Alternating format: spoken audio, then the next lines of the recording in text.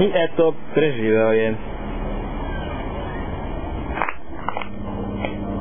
Za upotrebu hard diska potrebno je ga opati toplom vodom.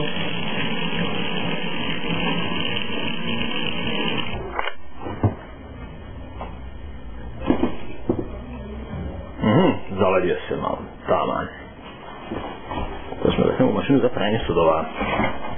Za popravku hard diska neophodna je odgovarajuća oprema. A to je čekić, šatorica, cicangle i naravno veliki plavi šapciger. Najprije ćemo ga otvoriti. Nije taj. Mora da je ovaj.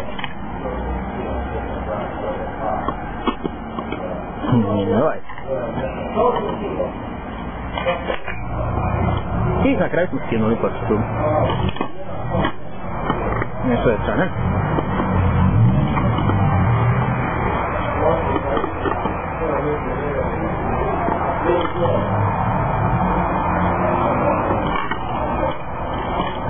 I evo ga, hard disk. Spreman za upotrebu. Haha.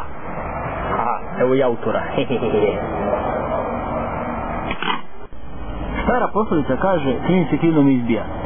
Pošto na ovom hard disku imamo B sektore, mi moramo prvo napraviti. Prvi B sektor je tu. Drugi B sektor je tu. Treći je tu, naravno na jednakim rašanjima. Četiri. Obavezno ovu piljenu treba skloniti da se ne bi nešto zagladilo. Detaljnim pregledom smo utvrdili da hard disk naravno nije ispravan. Zato ćemo morati privremeno sljedeću metodu. To je popravka matične ploče. Prilikom pregleda smo utvrdili da je proizvođač ubacio i višak dijelova. Zato ćemo morati to odmah da otklonimo uz pomoć ovih cicangli. Evo vidite, ovo je višak. Ček, ovo vamo. Ovo, ne znaš? Zato bi višak mesta na hard disku povadite. Da, morat ćemo da proširimo hard disk.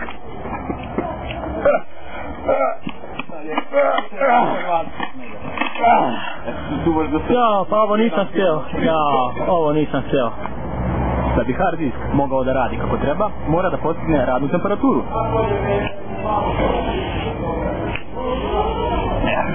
Daj tu paljač, gospodine, niste vi to lepo radili.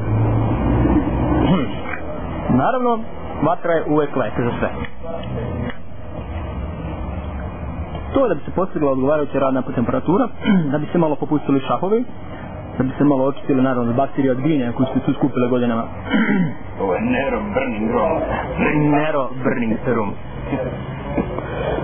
Dosta. Sad ćemo na sljedeću fazu popravke.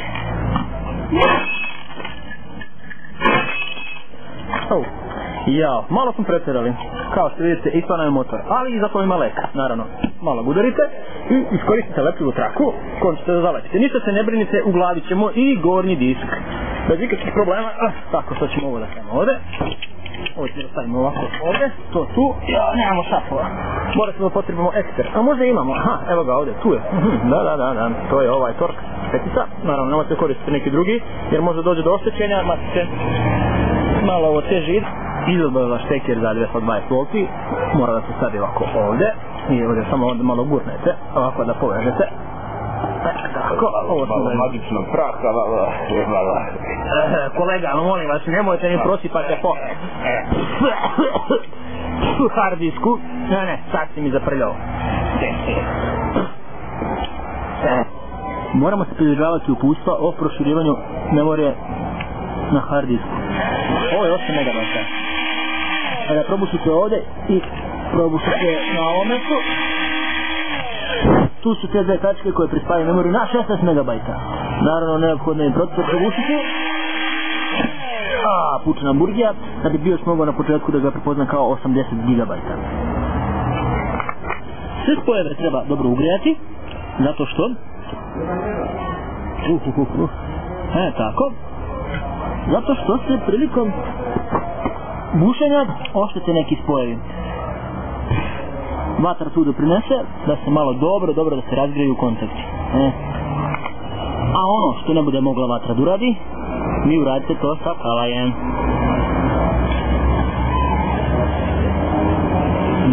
Tako. Cijelu ovu stranu treba spojiti.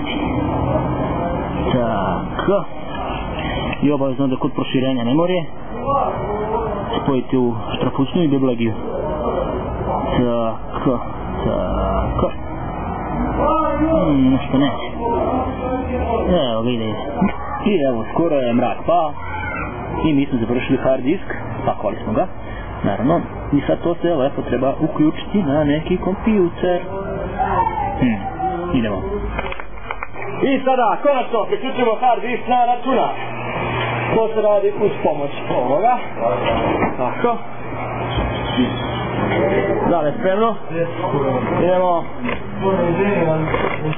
Stavimo.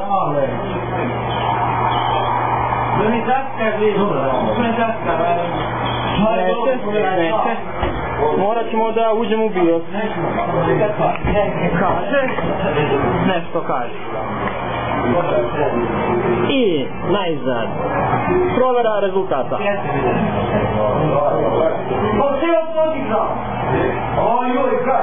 I evo ga, tu je, vidi se,